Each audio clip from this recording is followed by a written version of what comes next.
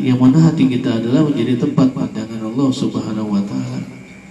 Maka hati itu adalah tempat pandangan Allah. Bagaimana hati kita ketika kita Allah pandang, namun di dalam hati kita tidak mengenal Allah. Walaupun gak bisa kita samain Allah dengan makhluk, ya kalau misalnya pasangan kita aja bisa melihat hati kita, yang di dalam mulut kita ngomong I love you full, I love you full. Coba kau belah dadaku, di dalam dadaku itu ada namamu. Ketika dibelah dada kita yang ada, yang ada apa? Hati. Namanya nggak ada. Betapa hancur tuh pasangan kita yang kita gombalin gitu.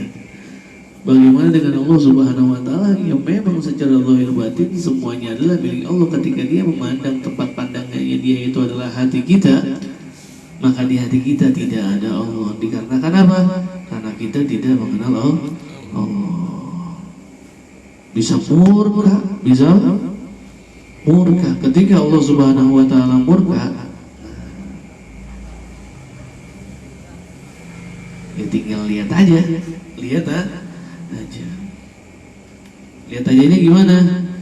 Ya sama seperti kasih sayang Allah bisa melalui sebuah bala, murka Allah juga bisa berupa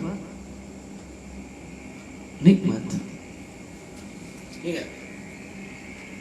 Murka Allah itu bisa berupa nikmat. Jangan kita lihat murkanya Allah itu adalah tentang sebuah bala musibah manusia, bukan sekedar itu, tapi murka Allah itu bisa berupa sebuah kenikmatan, yang mana kenikmatan tersebut Allah berikan terus menerus secara kontinu, nggak putus-putus, yang mana nikmat tersebut menjadikan dia semakin jauh dari Allah Subhanahu wa Ta'ala dan merasa dirinya orang yang soleh, nggak pernah punya salah. Padahal kalau kita lihat, misalnya kalau kita bisa introspeksi, nggak ada manusia itu yang nggak ada salahnya.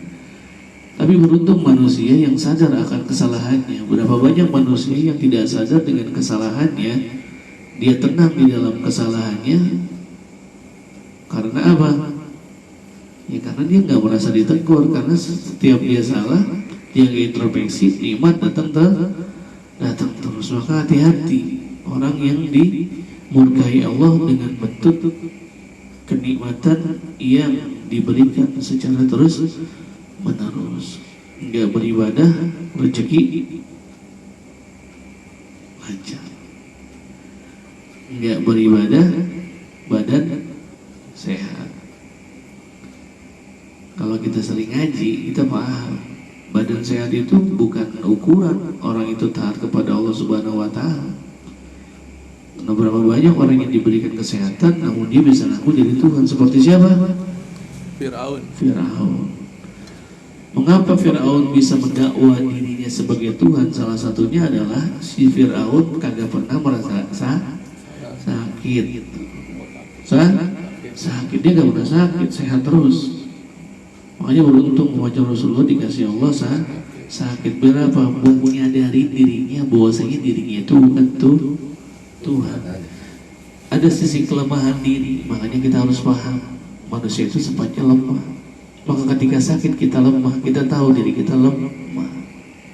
Kalau diri kita udah lemah, berarti apa? Yang maha kuat itu Allah, yang kuasa itu Allah. Maka itu kita kenal Allah. Dalam sakit pun kita sebenarnya Allah memperkenalkan dirinya kepada kita. Sayangnya banyak kita yang tidak bisa membaca. Diulur dengan nikmat, tapi nikmatnya tidak dibaca, cuma dinikmati. Karena nikmat itu emang dinikmati. Secara adatnya begitu, tapi yang dikhariqanil adatnya, nikmat itu wajib dibaca. Karena ketika nikmat tidak dibaca, maka nikmat itu akan membawa seseorang kepada apa? Kepada penentuan akan nikmat-nikmat lain, atau kepada keinginan dengan nikmat yang lebih besar lagi. Dan ketika itu berarti mulailah keinginannya banyak. Kalau udah keinginan banyak, berarti nanti suatu saat akan disiksa dengan berbagai macam keinginan. Keinginannya apa? Keinginan yang tidak tercapai. Ketika keinginan tidak tercapai, maka di situ akan timbul berbagai macam kekhawatiran. Takut ini, takut itu. Makanya mudah-mudahan di bulan suci Ramadan ini, di malam yang ke-22, di malam yang terakhir, ya 10 malam terakhir masuk, mudah-mudahan Allah Subhanahu wa taala berikan kita malam Lailatul Qadar.